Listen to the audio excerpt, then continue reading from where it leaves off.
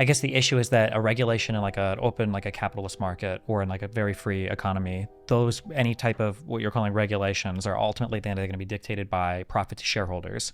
And if the profit incentive is misaligned with some kind of like public interest or public incentive, I think these are the areas where maybe it's good that the government can step in and say, hey, like Central Park, I understand that that could be developed to be more economically prosperous, but maybe it's like a public good that is worth protecting in the city.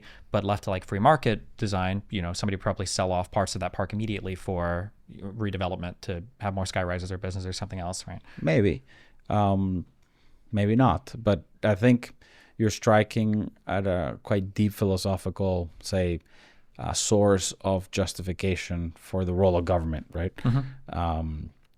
The nice thing about what we're doing is that it's not a one-size-fits-all. It's not imposed. It's 100% voluntary. And so regardless of where our zones get deployed, they're not trying to change everything. They're just saying, look, we're bringing a full stack system that has worked everywhere where it's been tried. We're doing so in partnership without requiring public funds, with a partnership mentality to benefit the local populations. And you can keep doing whatever you're doing elsewhere, but let's give this a try as an engine of economic development. So, I'm here, or in general, I'm not trying to argue the way the world should be as X, Y, and Z, and whether you like it or not. In fact, honestly, part of the issue is that we have too many one-size-fits-all models.